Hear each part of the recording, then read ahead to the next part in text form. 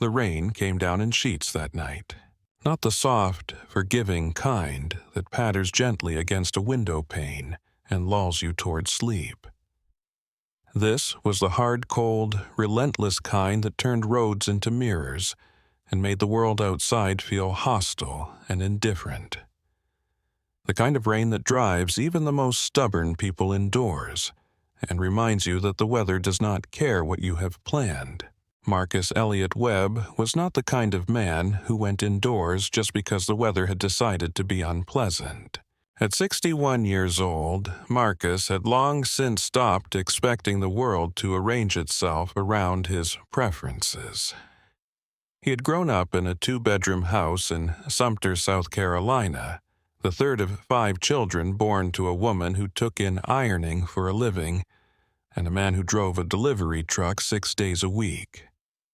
Neither of his parents had ever been wealthy or powerful, or particularly noticed by the institutions that shaped the lives of people in Sumter. What they had been was dignified, not because the world had given it to them, because they had refused to let it be taken. That was the first and most important lesson Marcus had ever learned. He had carried it forward every day of his life. He had put himself through Morehouse College on academic scholarships and a patchwork of part-time work that had included at various points washing dishes, stocking shelves, tutoring pre-law students in the evenings, and during his junior year playing piano at a restaurant on Friday nights for tips and the occasional free dinner. He had graduated with honors. He had earned his law degree from Howard University, graduating 3rd in his class. He had spent the following 12 years working as a public defender in Fulton County, representing men and women who had nothing going for them except whatever Marcus Elliot Webb could build around the facts of their case. Those 12 years as a public defender had shaped him in ways the bench never could have if he had gone straight to it. He had represented people in the lowest moments of their lives. He had won cases that the statistics said he had no business winning. He had lost a few he should have won. He had carried both kinds home every evening in the years before he learned how to set them down, and even after he learned the ones that mattered stayed with him. And then, through the slow accumulation of reputation and the relentless application of everything he had learned, he had ascended. Superior Court Judge, 7th Judicial District, Crestwood County, Georgia. 28 years on the bench. Every single day of it earned. Tonight, those 28 years settled on his shoulders like weather as he walked through the emptied marble corridors of the Crestwood County Courthouse. His footsteps echoed in the silence of a building that had been alive with the noise of the law 2 hours ago and was now as still as it ever got. The cleaning crew had come and gone. The bailiffs had locked their stations. The clerks had filed the last of the day's paperwork and headed for the parking garage. The building belonged to the silence now, and Marcus moved through it the way he always moved through it after hours, with the particular quiet attention of a man who understood that the work done within these walls mattered, and that the silence after was part of the work too. He had presided over a capital murder trial for the past 4 weeks. 4 weeks of testimony from 31 witnesses. 4 weeks of evidence examined and challenged and re-examined and challenged again.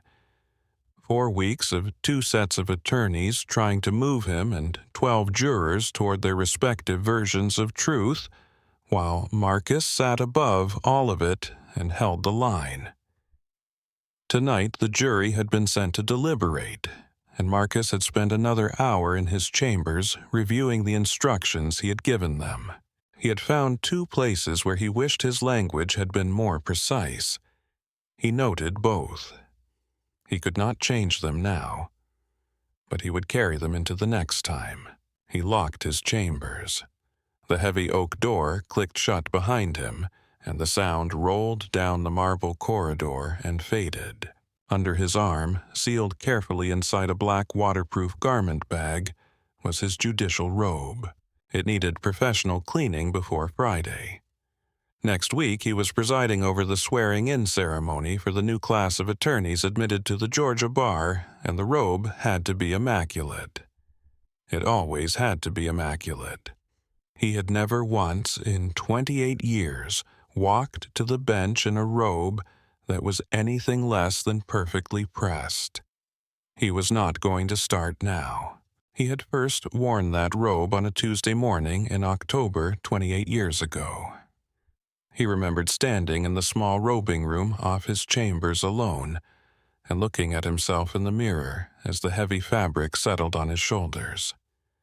He remembered what he had felt in that moment. Not pride exactly, something quieter and heavier.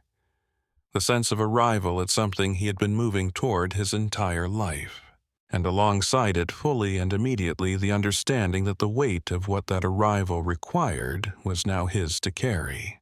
He had thought about his mother.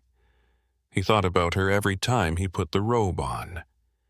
He thought about her tonight carrying the garment bag through the empty corridor. The thought settled something in him the way it always did. It reminded him of what all of this was for. He pushed through the exterior doors and stepped out into the rain. The cold hit immediately. The kind of cold that January rain in Georgia carries after midnight, the kind that finds the gap between your collar and your neck and stays there. His dark green Cadillac CT5 sat alone in the reserved judge's parking area.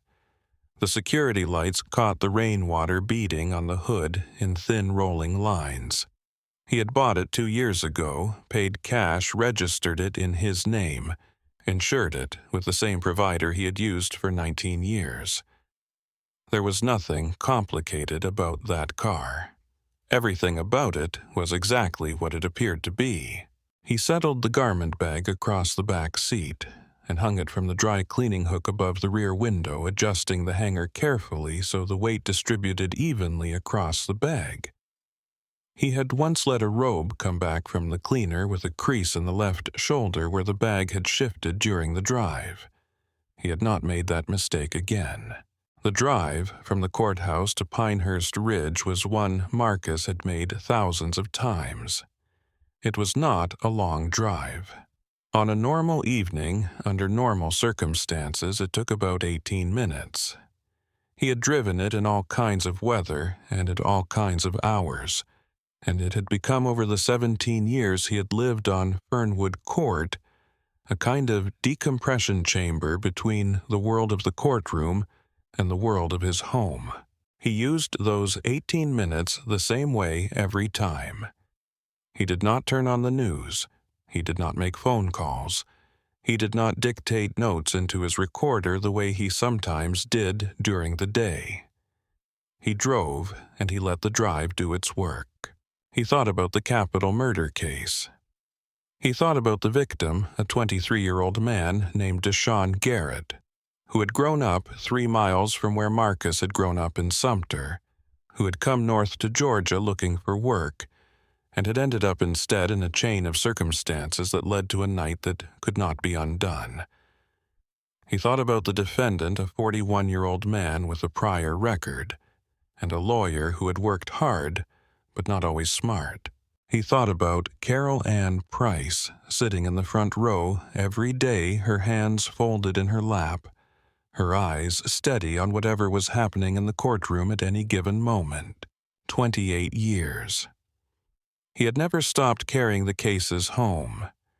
He had learned early that a judge who stopped carrying the cases was a judge who had stopped understanding why the work mattered. He did not want to be that person. He thought about the summer he was 16 when his father had taken him to watch a trial in the Sumter County Courthouse. Not a famous trial, not a case that made the news. A property dispute between 2 neighbors that had been festering for 6 years and had finally arrived in a courtroom to be resolved. Marcus had sat in the gallery for 3 hours and watched the judge handle the attorneys, the evidence, the procedural objections, and the fundamental human mess underneath all of it, with a combination of patience and precision that had affected him in a way nothing else had. He had told his father on the drive home that he wanted to do that exact thing. Not be a lawyer, though that came first. Be the person who held the line. His father had been quiet for a moment. Then he had said, "That is a heavy thing to want." Marcus had said, "I know." His father had nodded. He had not tried to talk Marcus out of it. He had simply nodded the way his father nodded when something was true and driven them home. Marcus had thought about that nod many times over the years. He thought about it tonight. He was less than 2 miles from home when the lights came on behind him. He eased into the driver's seat.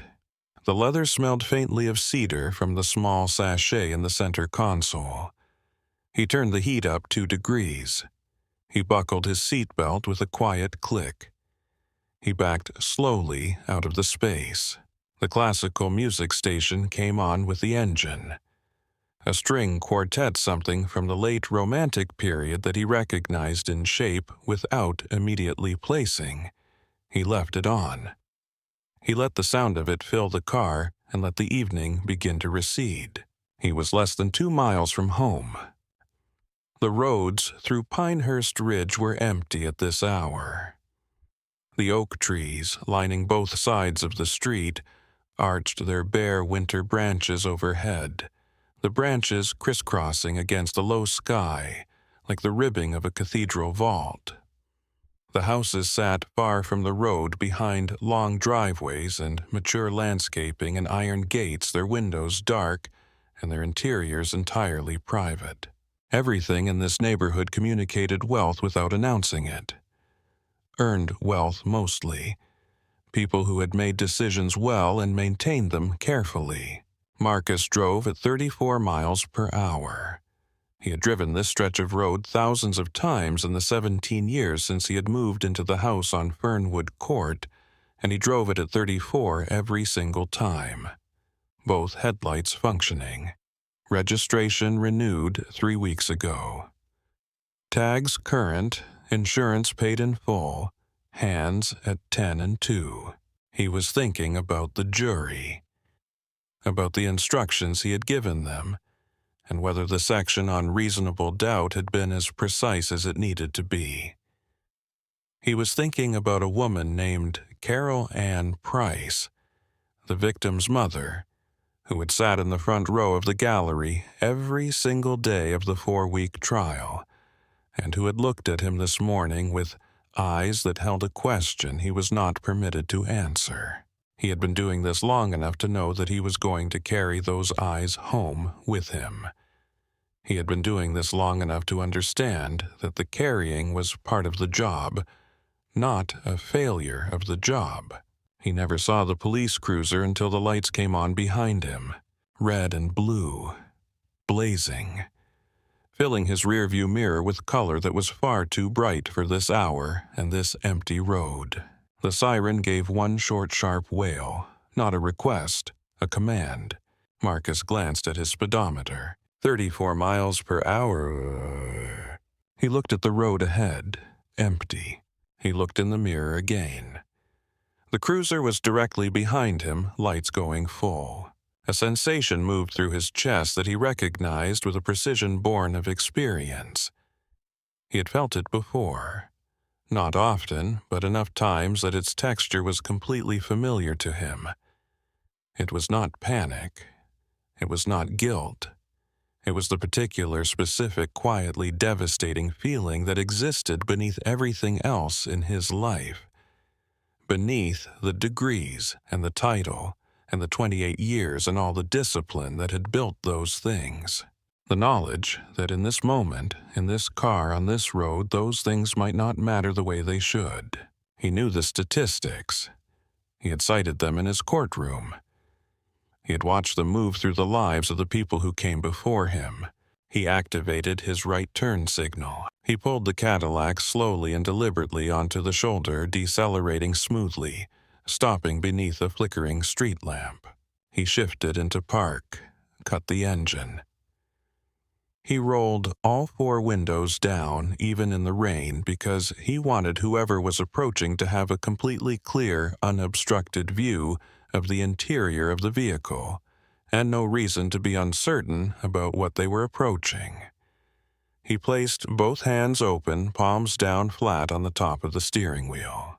He had coached his adult children on exactly this protocol, both of them, individually, when they were teenagers, long before they had driver's licenses, because he had understood even then that the world they were entering had not fully accounted for who they were. And the consequences of being unprepared for that reality were not something he was willing to leave to chance. His son, Raymond, a physician in Atlanta. His daughter, Valerie, a civil engineer in Charlotte. Both hands visible. Windows down. Move slowly. Announce everything before you do it. He had told them this is not about fear. It is about documentation. It is about giving no one the ability to rewrite what happened. He waited. Through the rain-streaked side mirror, he watched the cruiser's driver door open. Two figures stepped out into the downpour.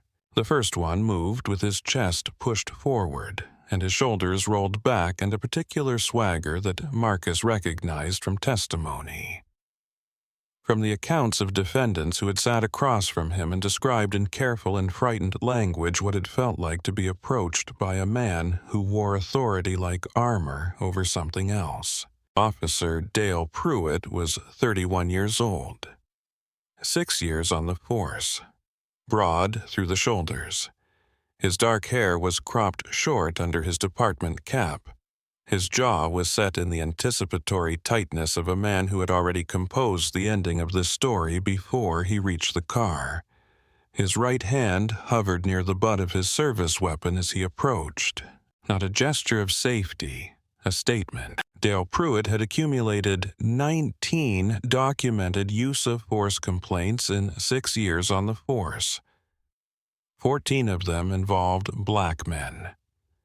Every single complaint had been quietly processed by Union Representative Gary Stokes and quietly filed in folders that were technically accessible but effectively invisible.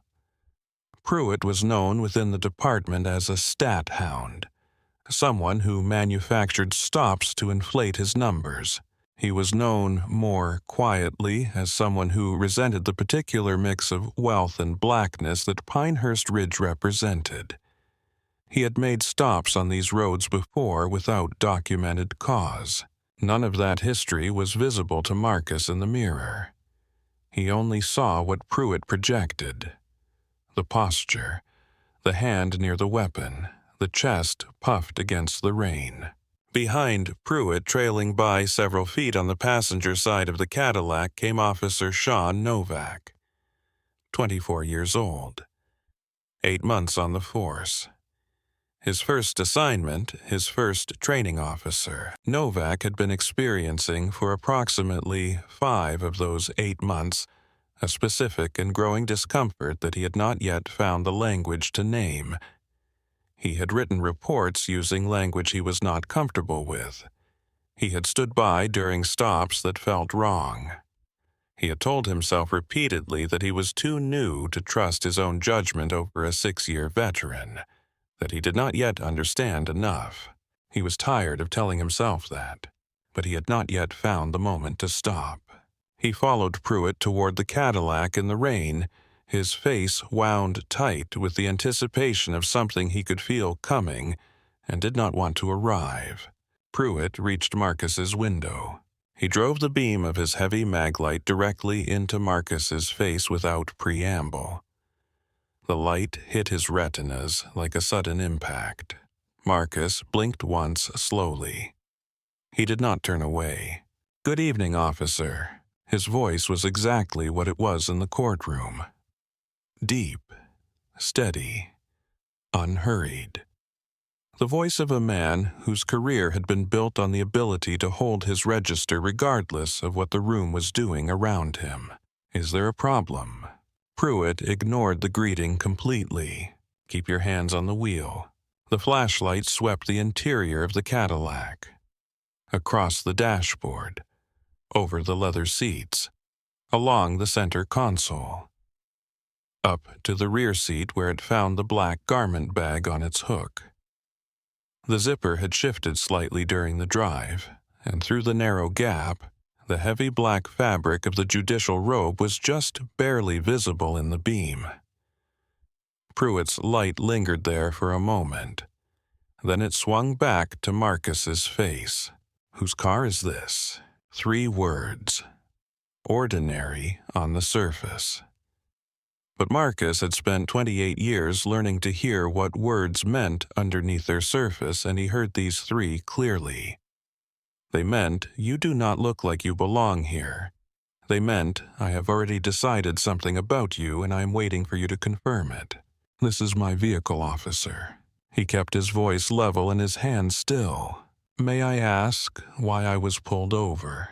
Pruitt made a short contemptuous sound. "Your vehicle." "Right. You expect me to believe a guy like you is driving through Pinehurst Ridge in a $90,000 Cadillac at 1 in the morning. Marcus felt the familiar knot pull tighter in his chest. He recognized this. He had heard defendants describe the shape of these words from the stand. He had read them in depositions.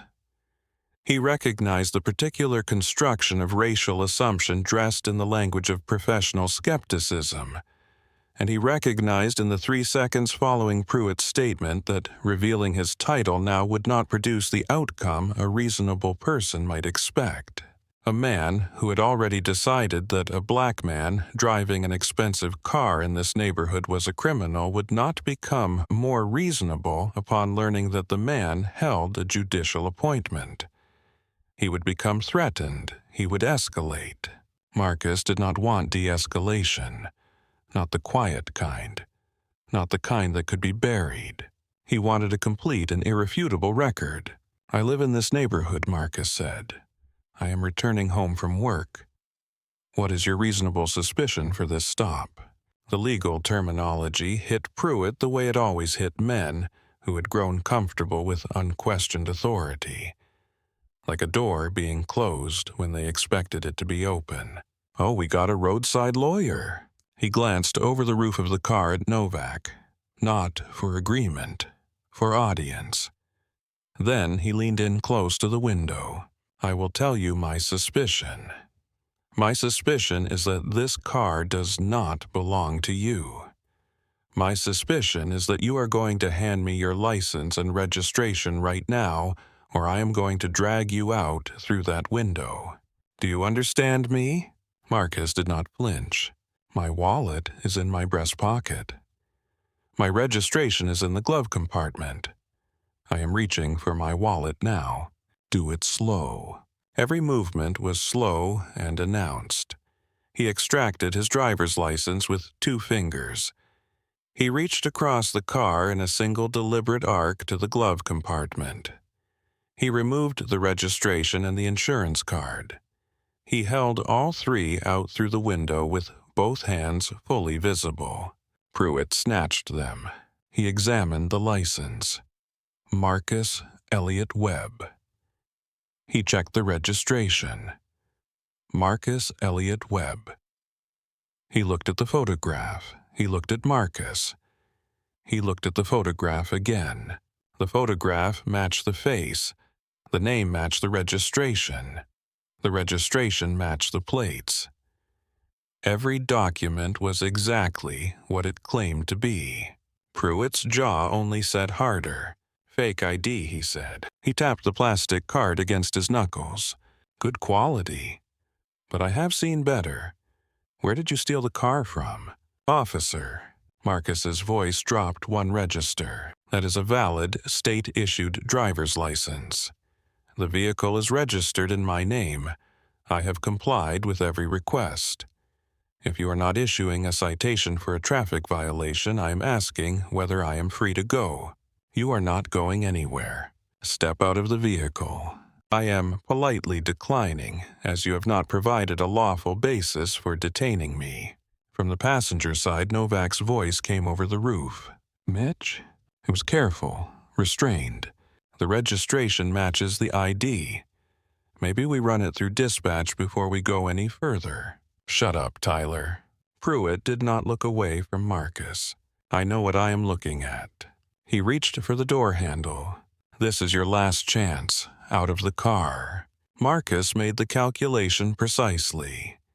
He knew where his legal rights existed on paper and where they ended in practice on a dark highway with an armed and irrational man. He had watched defendants make the mistake of treating a traffic stop like a courtroom. He was not going to make it himself. He unbuckled his seatbelt. He opened the door. He stepped out into the rain. At 6'3", Marcus Webb stood 4 full inches taller than Dale Pruitt. He did nothing with that height. He simply stood with it straight and still, rain-soaking immediately through the shoulders of his suit jacket, and looked at the officer in front of him with the expression he wore in the courtroom when something needed to be documented.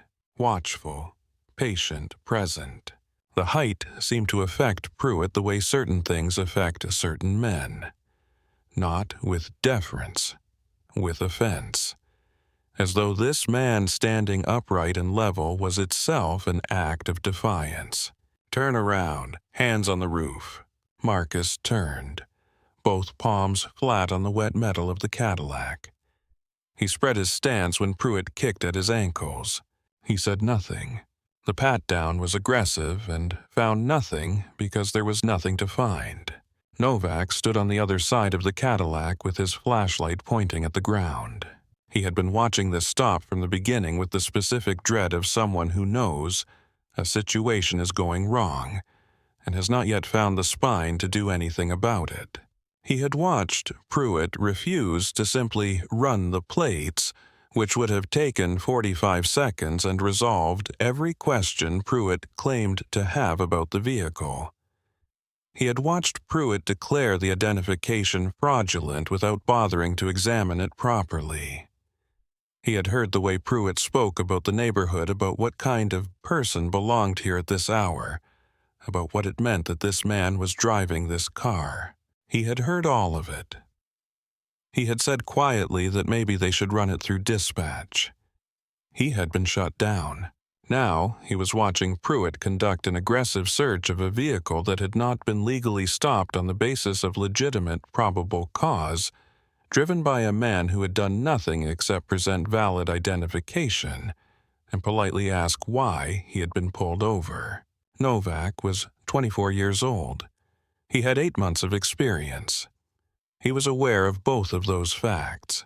He was aware that he was new, that he did not yet fully understand how policing worked in practice as opposed to how it had been explained to him in the academy, that there were aspects of this job that took years to learn. He had told himself those things many times over the past 5 months. He told himself all of them again, now standing in the rain on the shoulder of a road in Pinehurst Ridge, watching his training officer rip open a garment bag in a legally parked car belonging to a man who had done nothing wrong. He told himself all of them, and for the first time in 5 months none of them held.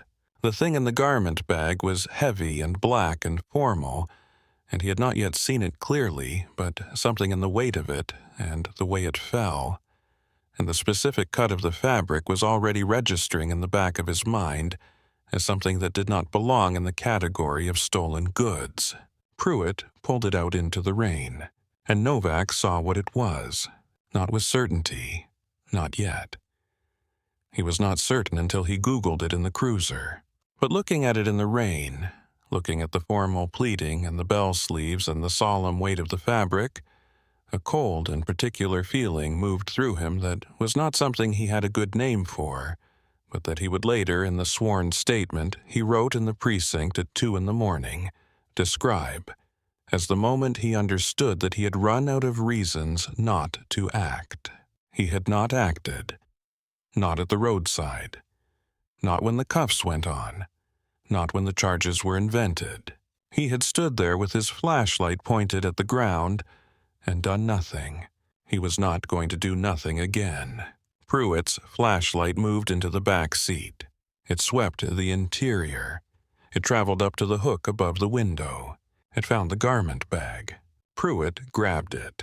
He pulled it off the hook with no care and dropped it on the back seat. He ripped the zipper all the way open. He pulled the judicial robe out into the rain with one hand. The heavy fabric soaked through immediately. The careful pressing, the precise pleating, all of it beginning to dissolve in the cold rain.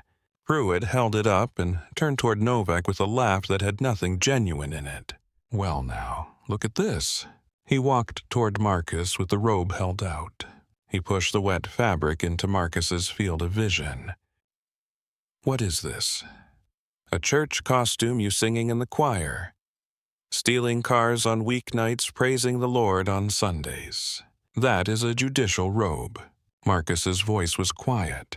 "Please return it to the protective bag." Pruitt laughed louder. "Performing now. A judicial robe. Who are you playing, old man? You grabbed this from somebody's house when you took the car. I am not playing anything." Marcus kept his eyes on the wet asphalt. "I strongly advise you to run my name through dispatch. Look at what the state registry shows for my occupation. I do not need dispatch to tell me what I'm looking at." Pruitt walked to the shoulder. He held the robe out over the wet gravel, and he let it go. The heavy black fabric dropped and hit the wet gravel at the side of the road with a soft, soaking sound that Marcus would remember for a long time. He stood with his palms on the roof of his own car. He watched his judicial robe lying in the mud. The robe he had worn for 28 years. The robe he thought about his mother every single time he put on. Lying in the mud at the side of a road. "You are making a mistake," Marcus said. Quiet, certain, without heat. "A mistake you cannot undo." That sentence did it. Not because it was a conventional threat. Because it came from a place of absolute certainty that Pruitt could hear, but could not locate, and that invisibility was intolerable to him. He closed the distance in 2 steps. He grabbed Marcus by the collar of his suit jacket and slammed him sideways into the door of the Cadillac. The door frame caught Marcus across the ribs. The air left him in a sharp, involuntary exhale. His cheek pressed against the rain-wet metal of the door. "Mitch." Novak's voice was tight and immediate. "He is not resisting. If we are taking him in, just cuff him." He threatened an officer. Pruitt pressed his forearm across the back of Marcus's neck. "Give me your hands. Stop resisting." "I am not resisting." It came out slightly compressed by the pressure against the door. Marcus brought his hands behind his back. His own decision. Deliberate. Because the dash cam was rolling. The body microphones were recording. Every word, every sound, every point of physical contact was being captured. He was not going to give them anything to use against him. The handcuffs closed around his wrists. Pruitt ratcheted them. Past the standard point. Past the point of reasonable restraint. All the way to the last notch. The metal bit into the skin, and the blood supply to both hands compressed immediately. The burning, throbbing sensation radiated up both forearms. "You are under arrest. Grand theft auto. Possession of stolen property, resisting arrest. You have the right to remain silent. I suggest you use it." Marcus was walked to the cruiser and placed in the rear seat. The door slammed. The cold dark enclosed him. He leaned his head against the partition. Across the road, a pair of headlights appeared and slowed. A silver Lexus. He recognized the way it sat slightly high on the passenger side. Warren Holt. Retired attorney. 3 houses down. 9 years a neighbor. The Lexus slowed nearly to a stop. Through the rain and the glass, Marcus saw Warren's face. He watched the recognition move across it. He watched Warren understand what he was looking at, and he watched Warren look away, and accelerate, and disappear. Marcus watched the taillights go. He filed it, kept his face still. He allowed himself exactly 5 seconds. 1. The full weight of it, the handcuffs, the robe in the mud, the neighbor who drove past. 2. The rage underneath the calm. The deep, organized, carefully maintained rage of a man who had spent his entire career working to close the gap between what the law promised and what it delivered. 3. He looked at it directly. He did not pretend it was not there. 4. He thought about the dash cam, the body microphones, the booking desk, the fingerprint terminal, the cameras in every corner of every room in that precinct. 5. He put the rage somewhere cold and organized. In those 5 seconds, Marcus did not perform calm. He was not performing anything. He was doing the thing he had learned to do in the years before he became a judge, in the years of working as a public defender, when a wrong move at the wrong moment could cost a client everything. He was doing the thing he had refined over 2.5 decades of sitting at the center of other people's worst moments. He was choosing what the next hour was going to be. He thought about the 14 people. He knew their names because he had over the years encountered versions of their stories. Not their specific complaints against Pruitt, not yet, but their versions of this story. He had watched it arrive in his courtroom in different shapes year after year. The stop that escalated. The complaint that went nowhere. The report that was written in a language designed to close questions rather than answer them. The quiet machinery of protection that surrounded officers who abused their authority machinery built out of institutional loyalty and legal protection. And the simple human tendency to believe the account of the person with the badge over the account of the person without one. He knew exactly how that machinery worked. He had watched it work from the bench. He also knew exactly how to dismantle it, not with screaming, not with pleading, with evidence, with procedure. With the patient, methodical accumulation of documented fact upon documented fact until the structure of the lie could not support its own weight. The dash cam was rolling. He had heard it activate when the cruiser's lights went on. The body microphone on Pruitt's uniform had been live since the moment the officer stepped out of the car. Every word Pruitt had said at that window, including the specific accusation about the car, including the statement about the fake ID, including the mocking description of the judicial robe, was recorded. Every word Marcus had said in response, including the legal citations, including the formal request that the documents be run through dispatch, was recorded. The moment the handcuffs had been applied would be on the dash cam. The angle and the tightness of the restraints would be visible. The moment the robe was dropped in the mud would be on both cameras. And the moment Marcus said, "You are making a mistake," you cannot undo the words that had provoked Pruitt into physical escalation, were also on the record. Not as a threat, as a fact. He had been exactly right. Now he was going to let Pruitt prove it, where it would keep perfectly and be fully available when the time came. He was not going to let Pruitt apologize in the dark. He was not going to allow a quiet resolution on a roadside that a carefully worded report could make disappear. He was going to let Dale Pruitt drive him all the way to the precinct. Let him write the report. Let him stand at the booking desk and say every charge out loud in full, fluorescent light in front of cameras and witnesses and the institutional record. Only when that trap was completely and inescapably closed would Marcus Elliott Webb introduce himself. The front doors of the cruiser opened. Both officers settled in. Pruitt adjusted the rearview mirror until his eyes met Marcus's in the reflection. Comfortable back there. Marcus looked directly into the mirror. His face was still.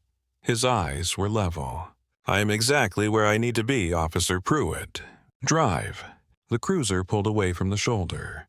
In the back seat, Marcus watched the flickering street lamp above where the Cadillac was parked grow smaller in the rear window and then disappear as the cruiser turned.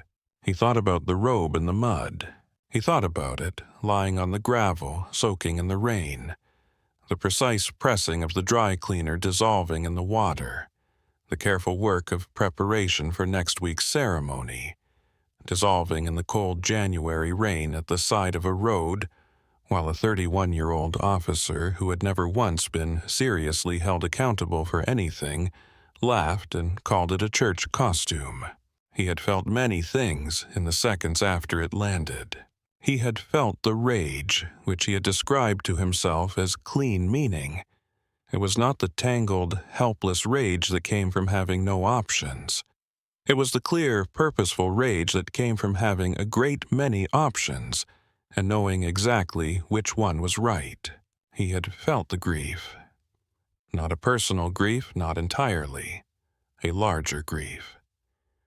The grief of having spent 28 years watching the promise of the law held out to some people and withheld from others, and knowing that tonight he had been on the wrong side of that distribution, and knowing that most of the people who ended up on that side did not have what he had. He had felt something else underneath both of those things. Something he recognized from the years before he became a judge. From the years of the public defender's office when he had sat across from clients who had lost faith that the system could do what it claimed to do.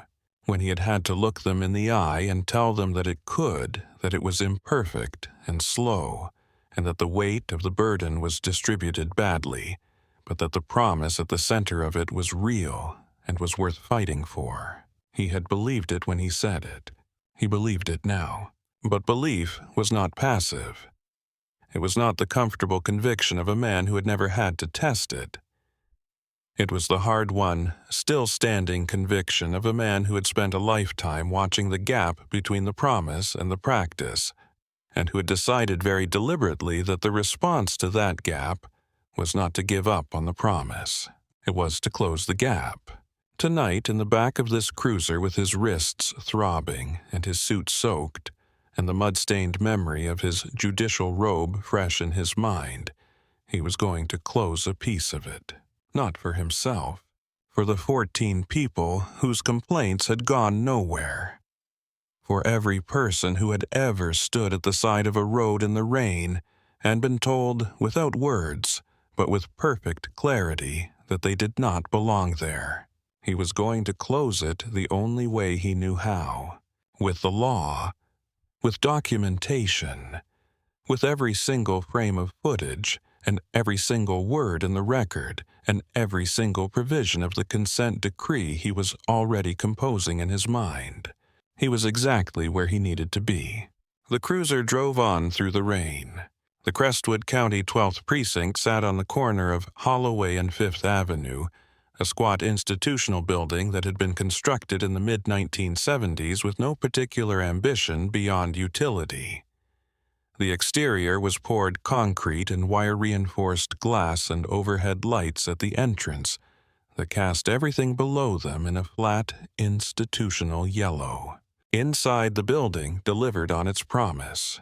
The fluorescent tubes running the length of the booking room hummed at a frequency that settled in the back of your skull rather than your ears. The linoleum floor had once had a pattern. Decades of foot traffic had made it uniform in its dinginess. The air carried the layered smell of burnt coffee industrial cleaning solution, and the invisible accumulation of every difficult moment that had passed through these doors since the building opened. It was a room that communicated through its accumulated effects, if not through intention, that the people standing in it had already lost something, and that the machinery around them was indifferent to what it was. Officer Dale Pruitt pushed through the heavy double doors with his chest leading. He marched Marcus Elliott Webb into the bullpen by the chain of his handcuffs, and he moved with the particular energy of a man who was proud of what he had done. Marcus walked with his spine straight and his chin level. His suit was saturated and dark. His wrists were throbbing under the cuffs. The leather of his shoes was ruined. He looked like a man conducting an inspection of a facility that had not been meeting its obligations. The room was not large. The booking area of the 12th Precinct was maybe 40 feet by 60 feet divided between the elevated desk where Granger sat and the open bullpen behind it, where the officers worked. Along the far wall, a row of hard wooden benches bolted to the floor. 3 holding cells visible through a reinforced glass window to the right. A whiteboard on the near wall covered in shift assignments and call codes, and a photograph someone had taped up of a departmental softball team from 2 summers ago. Normal things. The furniture and paraphernalia of a working police precinct at 2 in the morning. None of it prepared for what had just walked through the doors. Granger watched him walk to the booking desk and felt, with the particular instinct of a woman who had spent 22 years reading people in moments of pressure, that she was looking at something she did not have a category for. She had processed car thieves who wore expensive clothes. She had processed fraudsters who carried themselves with confidence. She had processed every kind of human being who had ever tried to use presentation as a shield against the consequences of their actions. This was not that. The man in front of her was not performing dignity. He simply had it in a way that did not require acknowledgement from the room, and did not appear to be diminished by the fact that his suit was soaking wet and his wrists were in metal cuffs behind his back. He stood the way a person stands when they have spent decades in rooms where how you stood mattered and where showing weakness was not an option.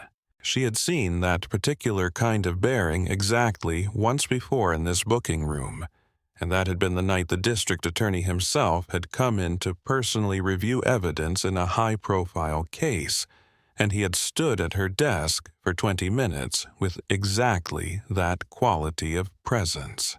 The difference was that the district attorney had been standing on the free side of the desk.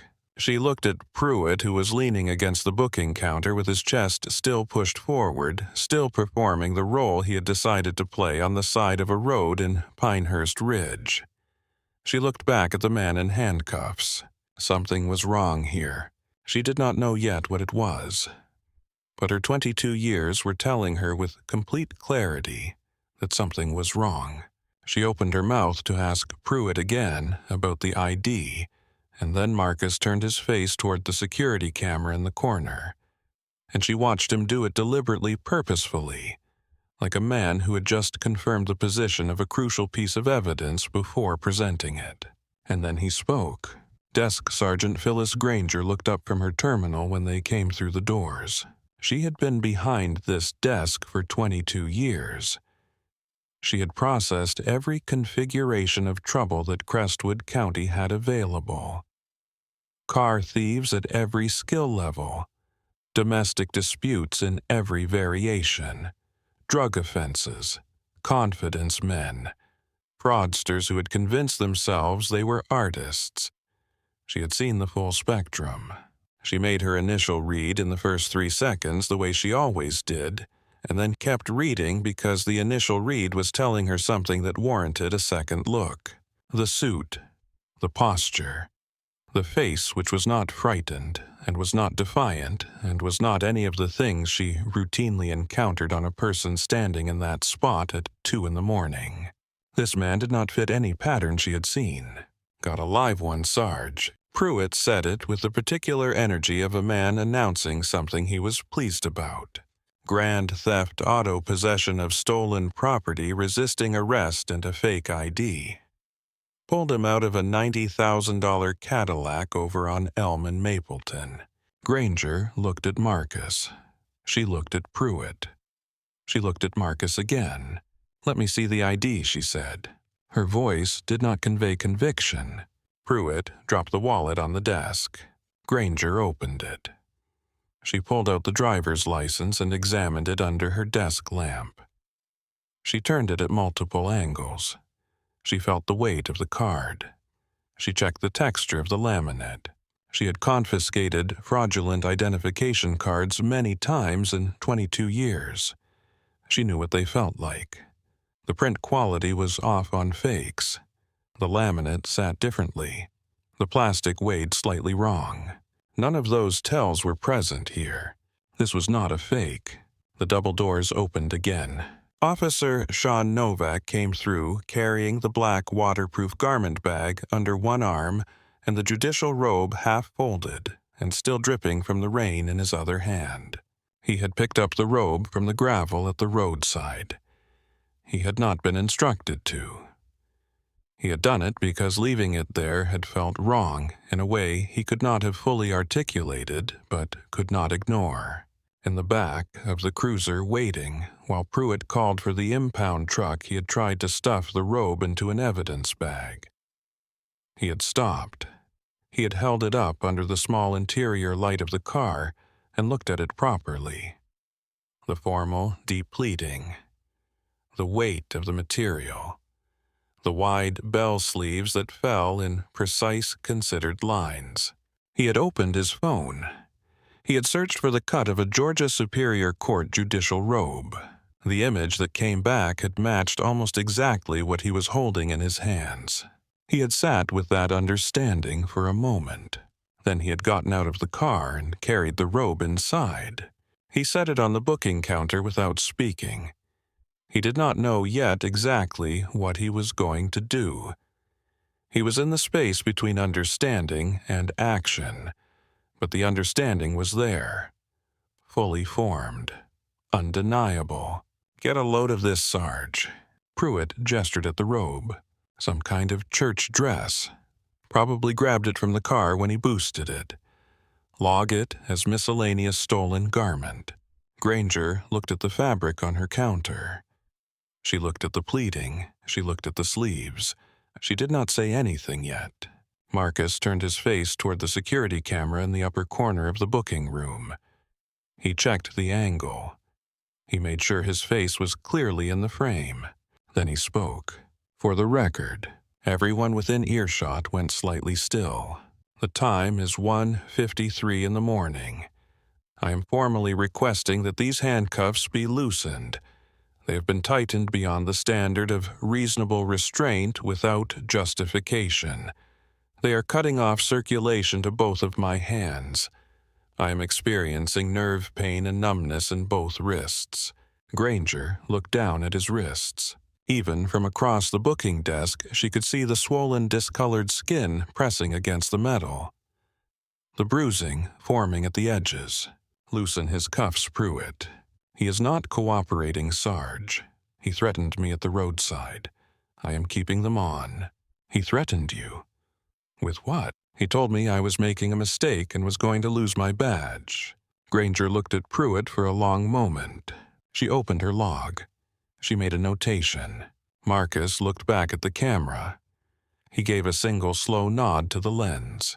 Pruitt had just stated on the precinct's internal audio and video recording that he was using tightened restraints as punishment for a citizen's verbal expression of a legal opinion. Not physical resistance, not a safety concern, a verbal statement. That was a civil rights violation documented in real time in his own voice by the institution's own equipment. Granger sighed.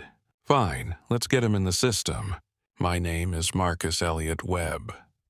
Marcus said clearly. As the identification on your desk states, we will see about that. Granger began typing. Across the room, Pruitt pulled a chair to a workstation and began his arrest report. His fingers moved across the keyboard with the practiced ease of a man who had written this kind of report many times. The language came automatically. He had used it so many times it had become reflexive. Suspect exhibited aggressive and furtive behavior. Suspect refused to comply with lawful commands. Suspect issued threatening statements against officer. He typed steadily, "Hey, Tyler." He was writing the narrative of tonight in language that he had used enough times that it had become a kind of template. A fill-in-the-blank account of events that always started in the same place and always ended in the same place, and that had over 6 years served him with complete reliability. He had never once, in 6 years of writing these reports, had the subject of one of them be a person whose fingerprints were going to come back with a judicial clearance level that would make the entire narrative collapse. He had never considered that possibility. He did not consider it now.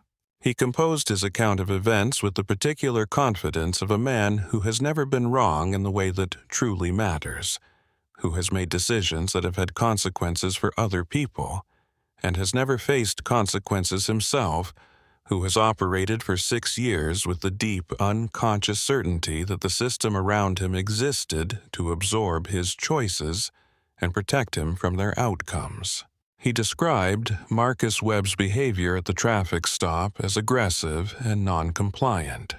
He described the check of the vehicle as a reasonable investigation given the circumstances.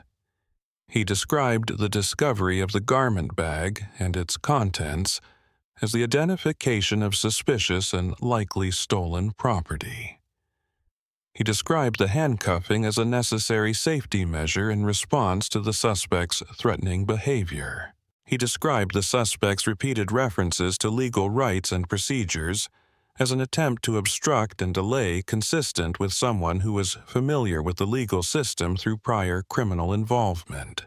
He wrote all of it with complete confidence. He was a good writer of these reports. He had always been a good writer of these reports. He typed steadily. "Hey, Tyler," he called across the bullpen. "Log that black dress in the property room. Miscellaneous stolen garments. Get it documented." Novak reached for an evidence bag. He unfolded the robe one more time. He stood with it under the fluorescent lights.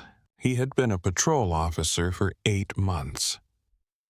8 months in which he had written reports he was not comfortable with, participated in stops that had not felt right, and told himself he was too new to trust his instincts over a 6-year veteran. 8 months of that. He was done. He set the robe down on the counter. He did not put it in the evidence bag. Some lines, once you cross them, could not be uncrossed. He was not going to cross this one. Granger led Marcus to the AFIS fingerprint terminal in the alcove off the main booking room. Despite the pain radiating from both wrists, Marcus pressed his right thumb against the illuminated green scanner glass with precise control. He followed every instruction without a word. Right thumb, right index, left thumb, left index, 4 fingers flat. He did not look at anyone. He simply complied with mechanical precision and let the machine do what it had been built to do. The system ran. Across the room, Pruitt continued typing. The progress bar on Granger's terminal filled. The system chimed. The screen populated. Granger leaned forward. She read it. Her brow pulled together. She rubbed her eyes with the back of her hand. She read it again. The text was green. The font was clear. The words were completely unambiguous. AFIS and NCIC database match confirmed. Category: State Government Official. Clearance Level Judicial Tier 1 High Security. Title: Superior Court Judge 7th Judicial District, Crestwood County, Georgia. Criminal History 0 Results. Record clean. Employment status active. Alert verified government official. Do not detain without a valid warrant. Granger read it a 3rd time. Then she looked up slowly. She looked at the robe on the counter, at the formal, precise pleating, at the bell sleeves, at the heavy, solemn black fabric of a superior court judicial robe that had been dropped in the wet gravel at the side of a road and called a church costume by the officer who is currently at a workstation typing a fictional arrest narrative. She looked at Marcus Webb, standing in his soaked, ruined suit, wrists bruised and swollen chin-up expression unchanged. She looked at Pruitt, still typing, still completely unaware. She looked at the room. The other 2 officers who had been at their desks when Pruitt came through the doors had stopped what they were doing. They were not looking at the screen. They were looking at Granger's face, which had told them something was wrong before they had any idea what it was. She thought about the 17 years before this one. She thought about how many times she had looked at a piece of information on her terminal and known instantly that it was going to change the shape of something. Most of those times the information had been routine. A warrant that clarified a charge. A prior record that altered a bail recommendation. The occasional hit that confirmed what an arresting officer had suspected. She had never seen a result that said, "Verified government official do not detain without warrant," and looked up to find that the verified government official in question was standing in handcuffs in her booking room with bruising on both wrists, while the arresting officer cheerfully typed a fictional account of events at a workstation 12 feet away. She looked at the robe on the counter. She looked at it for a long moment. She had worked in this county for 22 years. She knew the name of every sitting judge in the 7th District. She knew the name Marcus Elliott Webb. She had seen his name on warrants she had processed. She had seen his name on rulings that had come through the department. She had just never had cause to attach a face to the name, because in 22 years she had never had a superior court judge standing at her booking desk in handcuffs. Until tonight. She felt physically the weight of the next several seconds. The specific gravitational weight of a moment just before everything changes. Pruitt. Her voice came out wrong. Too small. Not the voice of a 22-year veteran who had handled everything. The voice of a woman who was looking at something she had not prepared for. Pruitt kept typing. She cleared her throat. Pruitt. The second time it was louder. The second time it had enough in it to make the other officers in the room go still. Pruitt looked up. "Come here." Phyllis Granger had been on this job for 22 years. She'd handled situations that had ended careers and triggered lawsuits and appeared on the evening news. She had never experienced anything like this. She had never stood at her desk and understood all at once and completely that the man in handcuffs in her booking room was a sitting superior court judge of the state of Georgia. She gripped the edge of the desk. Pruitt. Her voice came out wrong, too thin, not what she intended. Pruitt kept typing. Pruitt. She said it again louder. He looked up with mild irritation. "Come here." He pushed back from the workstation and walked across the bullpen with the energy of someone who had been interrupted while doing something important. He reached the desk. He read the screen. The smug expression on his face did not fall immediately. It eroded. The way something erodes when the ground beneath it silently goes soft. First the edges, then the center. Then the color left his face entirely, leaving him the particular gray of a man who has just understood something that cannot be made untrue. He looked at the robe on the counter. He looked at Marcus. He looked at the screen again. "Sarge." He started. "Sarge, listen. It was a dark road. The rain. I had absolutely no way of—" A ceramic mug shattered on the linoleum floor. The sound cracked through the room and turned every head. Captain Reginald Foster stood on the landing of the staircase leading to the upper offices. His hand was empty where the mug had been. His face was the face of a man who has stepped off a ledge he did not know was there. Foster was 54 years old, 30 years on the force. He had testified in Marcus Webb's courtroom 5 weeks ago. He had sat in the witness box during a capital case. He had looked up at the bench. He knew that face. He descended the stairs. He crossed the bullpen. He stopped in front of Marcus. His voice was barely above a whisper. Judge Webb. The name landed in the room with the force of something structural giving way. The officers in the bullpen went completely still. Novak by the counter did not move. Granger still held the desk. Pruitt was the color of chalk. Captain Foster looked at the bruised, swollen wrists.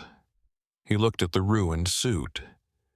He looked at the robe on the counter. He looked at Pruitt, and the words that came out of him were not a question. "What did you do?" Marcus spoke, not with volume. He had, in the seconds between Foster's arrival and this moment, watched the room change. He had watched Granger, who had not let go of the desk look from the screen to him and back to the screen again, with the expression of a woman doing rapid calculations that were all arriving at the same answer. He had watched the two officers who had been going about their business in the bullpen go completely still, the particular stillness of people who understand that something important is happening and have not yet decided what role they are going to play in it. He had watched Novak standing at the counter with the judicial robe, set it down carefully and straightened slightly as though he had been waiting for someone to arrive who would confirm for him that what he already knew was actually what he knew. And he had watched Dale Pruitt. He had watched Pruitt's face cycle through denial and calculation and the first real edges of fear. Denial. The screen must be wrong. There must be an error. This cannot be what it looks like. Calculation. How do I explain this? What is the version of this that does not end my career?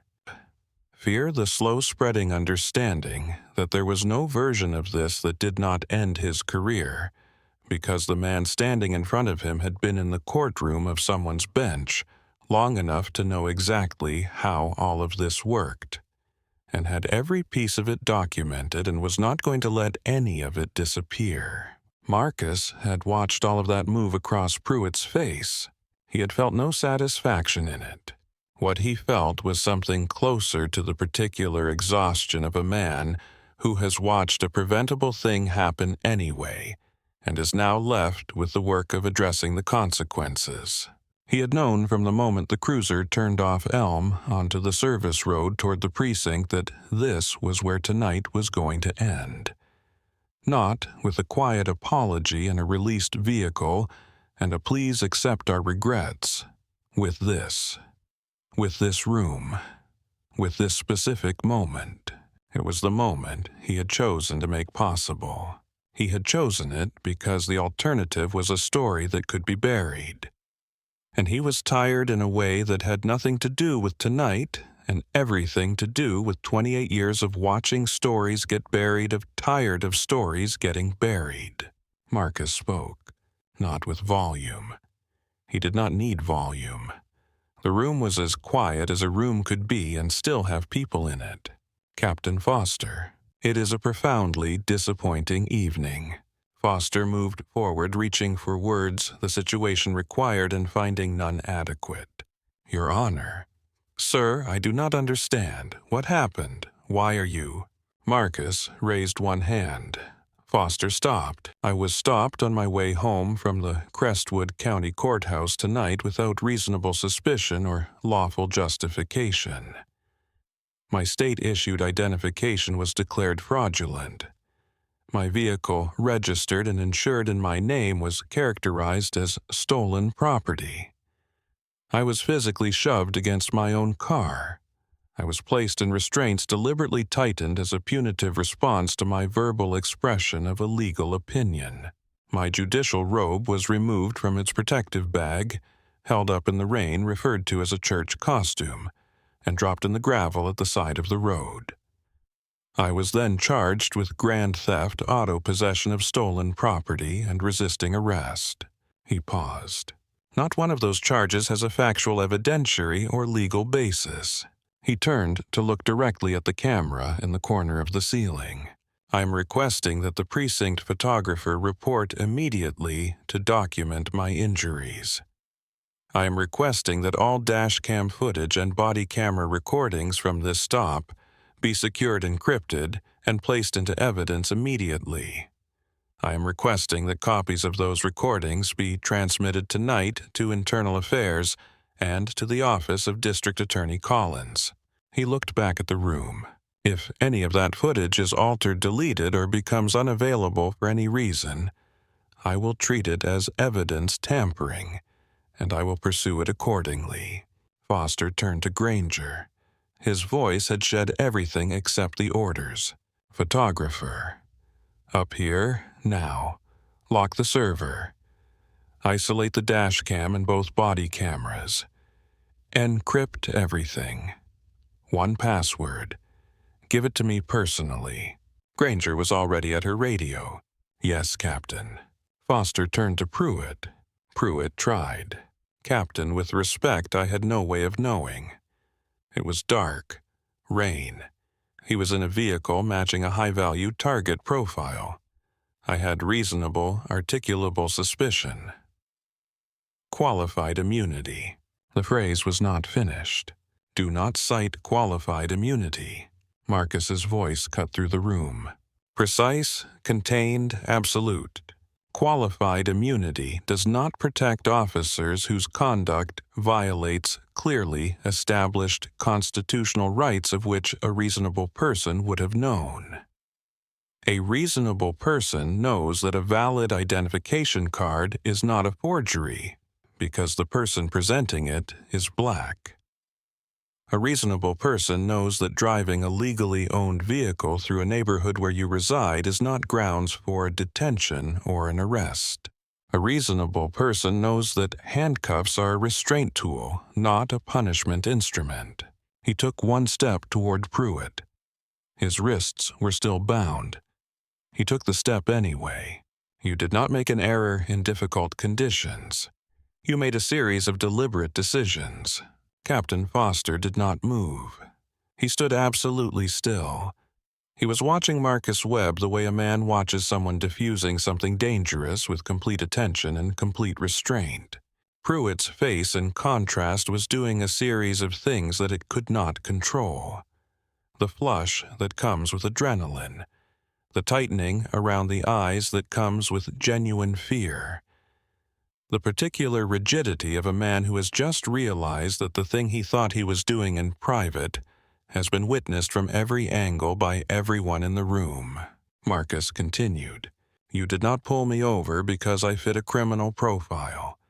You pulled me over because I was a black man driving an expensive car in a neighborhood where you have decided black men do not belong, and you constructed everything that followed around that starting premise. You told me my identification was fraudulent before you had finished reading it. You told me the car was stolen before you had run the plates. You told your partner to log my judicial robe as a stolen church costume before you had made any inquiry at all into what it was. Each of those decisions was made before you had a single piece of evidence to support it. Each of those decisions was made because you had already decided who I was. That is not policing. That is the abuse of policing. And the distinction matters, Mr. Pruitt, because policing exists to protect people. What you did tonight protected no one. It harmed someone. It harmed someone who had spent 28 years of his professional life working to ensure that the law meant what it said it meant for every person who walked into a courtroom, regardless of who they were or what they looked like. Marcus took one more step. The room seemed to contract slightly around him. You have spent tonight demonstrating precisely the problem that the people who come before me spend their lives trying to describe. The problem that defense attorneys argue in motions and civil rights organizations document in reports, and community members testify to at city council meetings. The problem that exists not because it is impossible to see, but because the people with the power to address it have found it convenient not to. You have made that problem impossible to look away from tonight, and I intend to ensure that no one does. Each one compounding the last, each one recorded by the equipment your department issued to you. You fabricated probable cause. You invented charges. You weaponized your badge against a man who had done nothing except drive his own car home from work. His voice dropped, and you dropped a judicial robe in the mud and called it a costume. The silence that followed was the kind that precedes an irreversible event. Foster turned to Pruitt. His voice was flat as pavement. Disarm yourself. Right now. Captain, I need union representation before you take my weapon. Gary Stokes needs to be present. Gary Stokes cannot help you tonight. Disarm. Pruitt's hands went to his duty belt. They were shaking visibly. He removed his Glock. He dropped the magazine. He cleared the chamber. The sound of the slide was sharp and loud in the silence. He placed the weapon on the booking desk. He unpinned his badge. He held it for a moment. Then he set it down next to the gun. The sound it made when it hit the desk was small and unremarkable, just metal on a surface. Nothing powerful about it. Suspended without pay, Foster said, effective immediately. Full internal affairs investigation. He turned to Novak. Novak was at the counter with the judicial robe still in his hands. His face was pale. His eyes were too bright. Officer Novak, before Foster could continue, I will write a complete witness statement tonight. Everything in order. He had no legal basis for that stop. He dismissed the evidence. He tightened the restraints as punishment for a verbal statement. He stated racial assumptions out loud, not as inference out loud. I will write all of it. He swallowed. I should have intervened at the stop. I did not. I am not going to make that worse by staying quiet now. Pruitt turned toward him. The look on his face was not anger. It was incomprehension, genuine and authentic. The look of a man who cannot understand why the person standing next to him will not protect him, because in his experience among the people he knew and worked with, that was simply what you did. It was the architecture of everything, and Novak was dismantling it in real time. You are going to turn on your own partner. Novak met his eyes. You stopped being my partner around the third week. He set the robe down on the counter carefully, as though placing something important somewhere it needed to rest. The precinct photographer arrived 18 minutes later. A young civilian employee who had been called in without explanation, and arrived with her equipment bag and the cautious energy of someone who could feel the weight of a situation without yet understanding its full shape. Under Captain Foster's direct supervision, she spent 24 minutes documenting Marcus Webb's wrists, 17 photographs, clinical lighting, multiple angles. The photographs showed deep purple grooves pressed into the skin at both wrists, raised, discolored swelling at both joints, bruising spreading up both forearms, the kind of marks that would require no expert to interpret. When the documentation was complete, Captain Foster approached Marcus. He had the awkwardness of a man who had exhausted his available gestures. Your Honor, I have a tow truck releasing your vehicle from impound. I would be personally honored to drive you home tonight. Marcus reached out and took his judicial robe from the counter. He held it against his chest. He looked at Foster. I appreciate the offer, Captain. His voice was even. I will decline. I arrived at this facility as a criminal suspect in the rear seat of a patrol cruiser. I will not leave it as a guest in the front of one. His private car service had already been called. They were waiting outside. He walked toward the double doors. He stopped once. He did not turn around. The fundamental error in your approach to policing Mr. Pruitt, he said, his voice carrying to every corner of the room without effort, is the belief that the badge grants you superiority over the people you were sworn to protect. The law applies equally to the man in the handcuffs and to the man holding the key.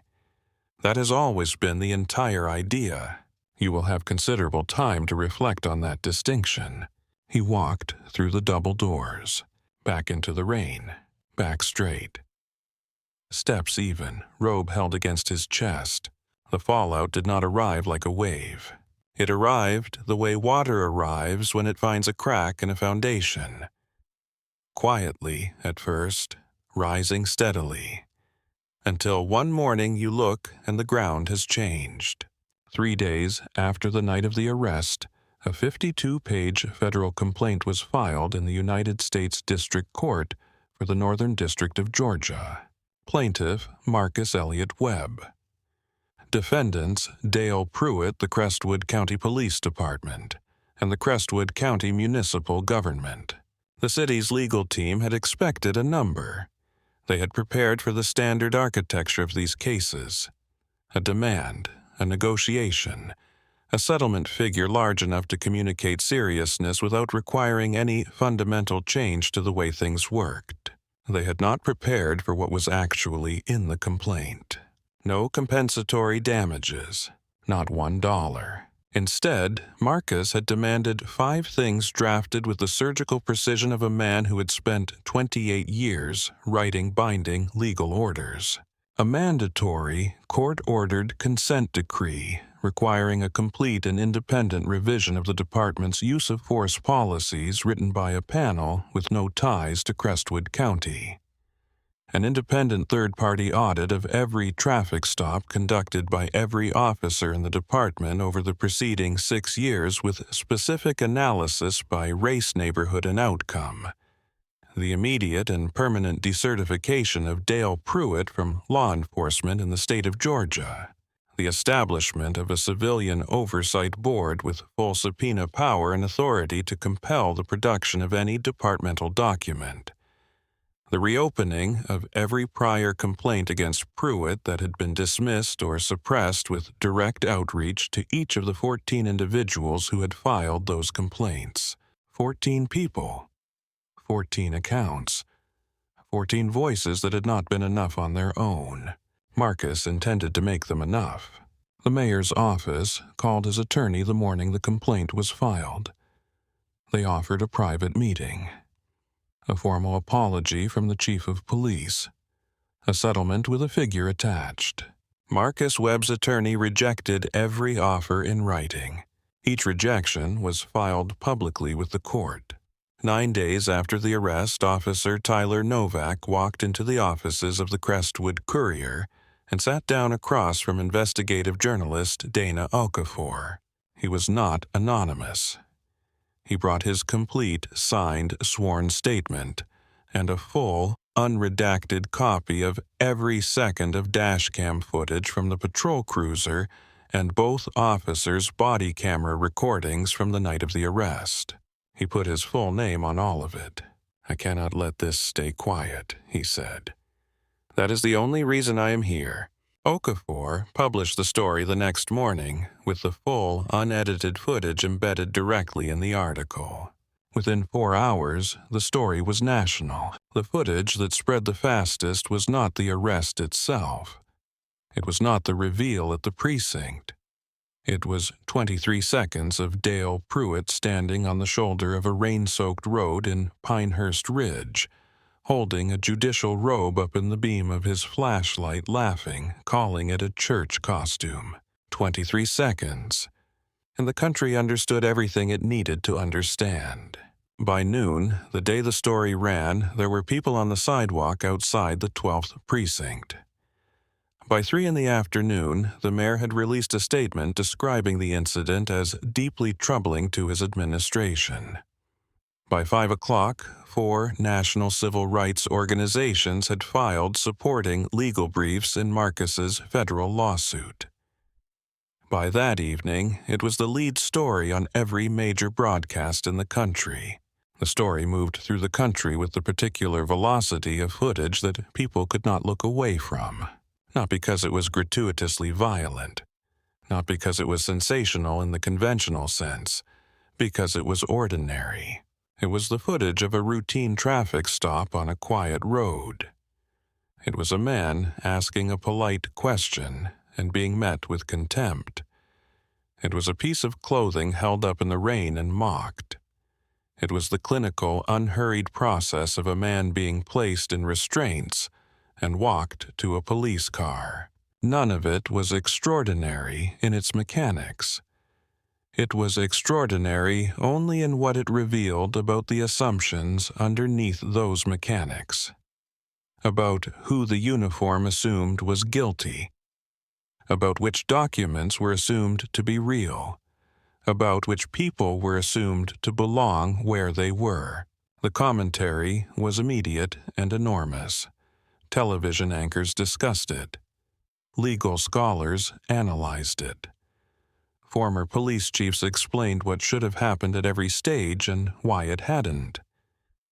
Civil rights attorneys explained the legal implications. Philosophers and sociologists explained what the incident demonstrated about institutions and assumptions, and the distance between the law as written and the law as practiced.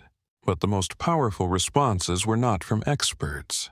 They were from ordinary people who had watched 23 seconds of footage and recognized something, who had written in the comment sections and on social media and in letters to the editor some version of the same sentence.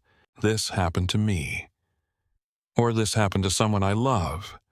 Or I always knew this was happening, and now I cannot pretend I didn't see it. Marcus read none of it. He did not read the coverage. He did not watch the clips. He had been there. He did not need to see it again. He had work to do. The institutional consequences arrived without delay. Chief of Police Sandra Whitmore, who had been aware of Dale Pruitt's 19 use-of-force complaints for 6 years and had allowed all of them to be suppressed through the union machinery, announced her early retirement within 72 hours of the story breaking. She cited personal reasons in her statement.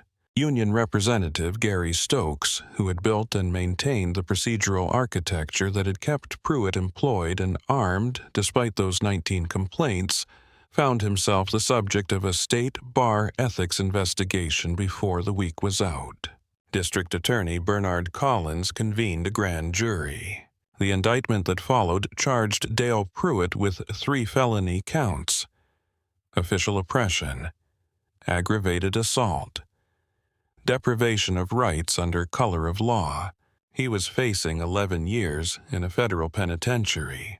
The arrogant young officer who had boasted at a booking desk about throwing a car thief into a concrete cell was now looking at the possibility of occupying one himself.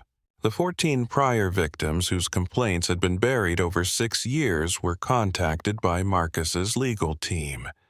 Every case was reopened. Every person who had filed a complaint and been ignored now had representation. Novak was reprimanded by the department for failing to intervene during the stop. The federal lawsuit moved through the courts with a speed that surprised even Marcus's own legal team. The consent decree was signed 11 months after the complaint was filed. It ran to 68 pages. It required, among other things, the complete revision of use-of-force training across the entire department mandatory body, camera activation protocols that could not be overridden by individual officers, and a real-time dashboard accessible to the Civilian Oversight Board, showing the demographic breakdown of every traffic stop in the county. The third-party audit of 6 years of traffic stops took 14 months to complete. Its findings, when they were published, were not surprising to anyone who had been paying attention. They were, however, undeniable. Black drivers in Crestwood County had been stopped at 2.3 times the rate of white drivers in the same neighborhoods using the same vehicles during the same hours. The discrepancy was not explained by crime rates or neighborhood demographics, or any of the other variables that were typically offered as alternative explanations. It was explained by individual officer patterns. 8 officers, in addition to Pruitt, had statistical profiles that the audit flagged as requiring further review. 3 of them resigned before the review was completed. The Civilian Oversight Board convened its first official session 6 months after the consent decree was signed. Marcus did not attend. He had no role in it. He had asked for it to exist, and it existed, and what it did from that point forward was the work of the people who sat on it. The 14 prior victims of Pruitt's pattern received letters from Marcus's legal team explaining that their complaints had been reopened and that the evidence gathered during the federal investigation would be available to support any civil action they chose to pursue. 11 of the 14 chose to pursue. Dale Pruitt's federal criminal trial began 14 months after the arrest. He was represented by a private defense attorney paid for by a combination of a personal savings and a legal defense fund organized by a small group of former officers who believed sincerely that what Pruitt had done was not meaningfully different from what any of them would have done in the same situation. They may have been right about that last part. That was in a way the entire point. The trial lasted 8 days. The jury deliberated for less than 3 hours. Pruitt was convicted on all 3 counts. He was sentenced to 7 years in federal prison. At sentencing, the judge noted for the record that the defendant had shown no remorse for his actions, had maintained throughout the proceedings that his conduct on the night of the arrest had been professionally justified, and had demonstrated no evidence of understanding the harm he had caused. The judge also noted that the evidence in the case, including the recordings, the photographs of the victim's injuries, and the sworn testimony of Officer Novak, had been among the most complete and irrefutable records of a civil rights violation she had ever reviewed in 17 years on the federal bench. She thanked the plaintiff, Marcus Elliott Webb, for his patience and precision in preserving that record. Marcus was not in the courtroom when the verdict was read. He was in his own courtroom presiding over a different trial.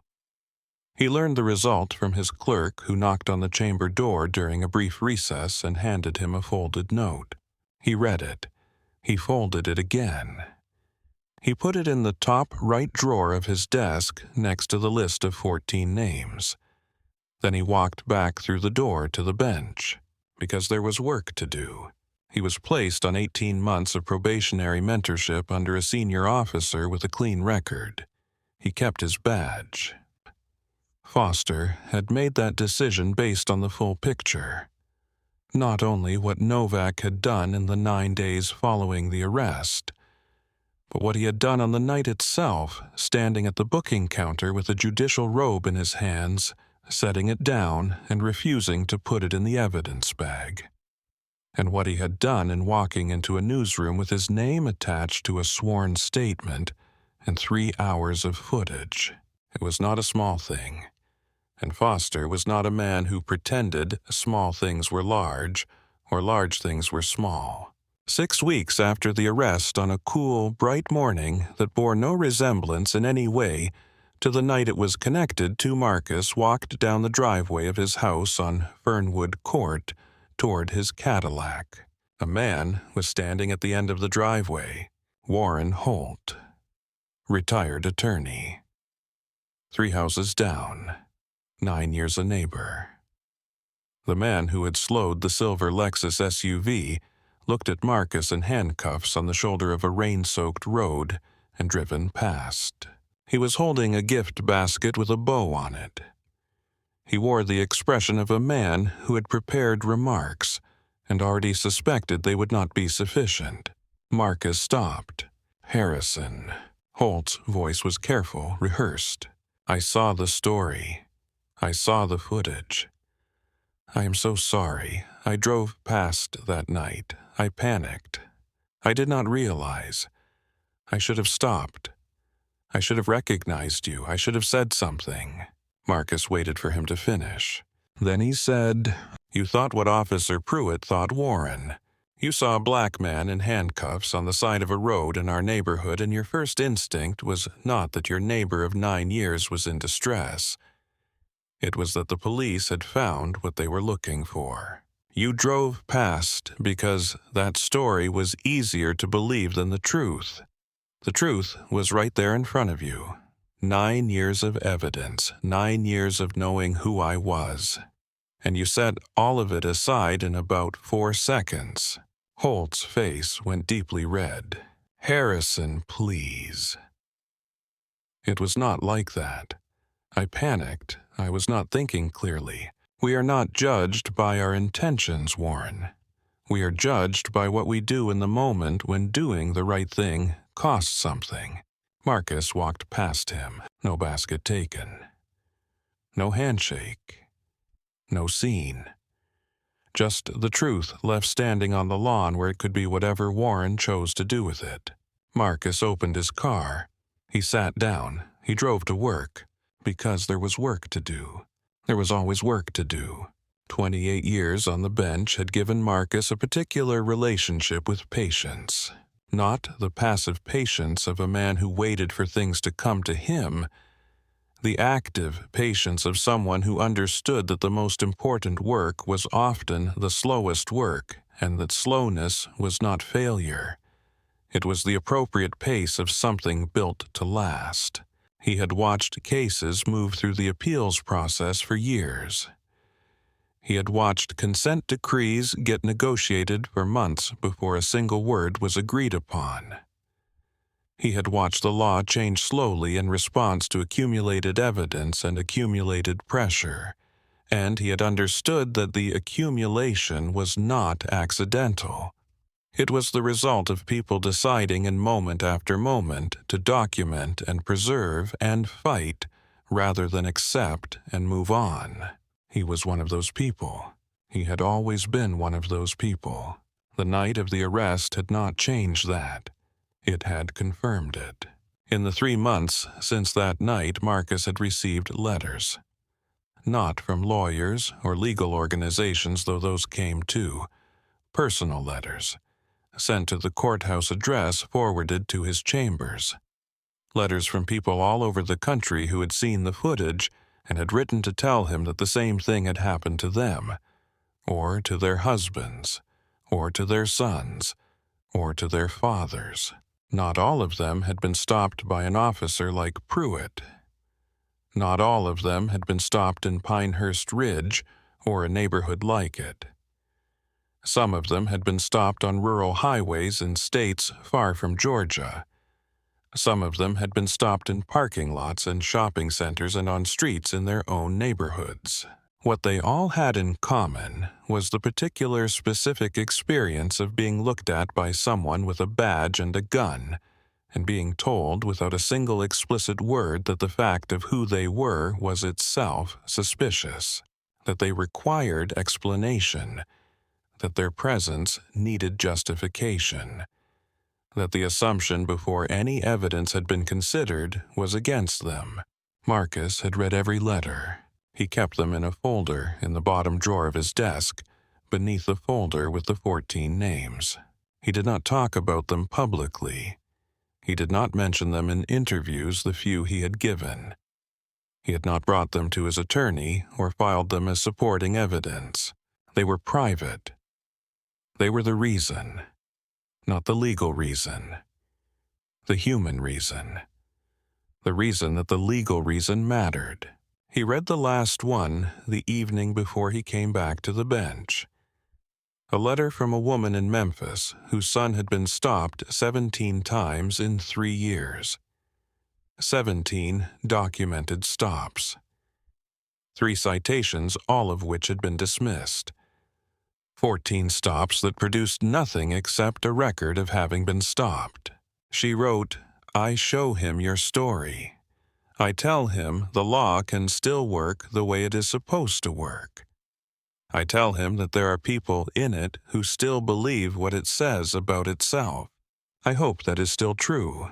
He had folded the letter carefully and put it back in the folder. He had sat at his desk for a long moment. Then he had taken the robe off the valet stand and put it on.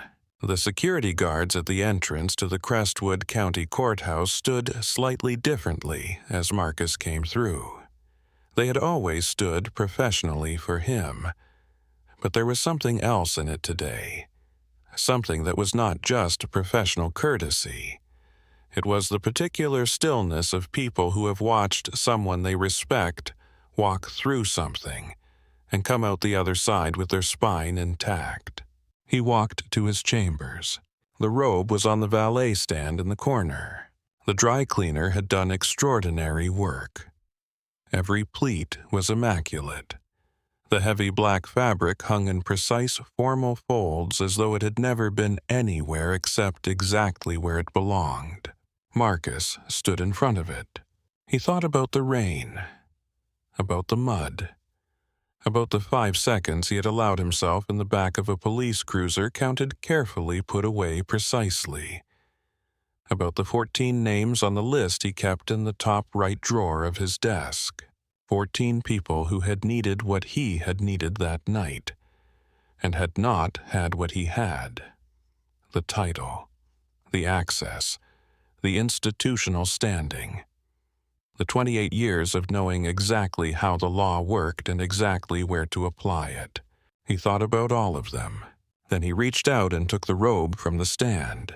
He pulled it on over his shoulders. The weight of it settled exactly as it always had. He zipped it up. The sound was clean and definitive in the quiet of the room. He adjusted the collar. He smoothed the fabric across his chest. He stood for a moment. He thought about his mother. His bailiff knocked lightly on the chamber door. "All rise, Your Honor. The docket is full today. We are ready when you are."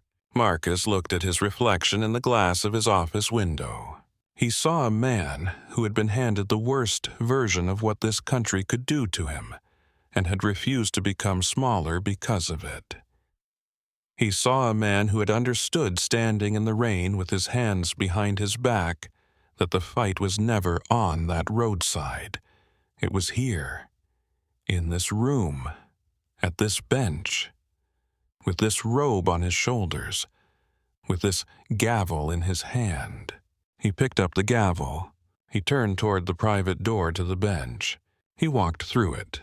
The courtroom rose. Every person in that room rose together. The attorneys and the defendants and the families in the gallery and the clerks at the side tables. All of them. Marcus settled into his chair. He looked out at the faces before him. All of them waiting for the same thing. All of them waiting for someone to sit in that chair and mean every single word of the oath that had put them there. He set the gavel on the bench. He looked at the docket. He looked at the room. And he called the first case. If this story stayed with you, if it made you feel the weight of dignity under pressure, and the slow, certain movement of justice finding its way through, please share it with someone who needs to hear it. Subscribe our channel, because these are the stories that matter, and so does making sure they are told.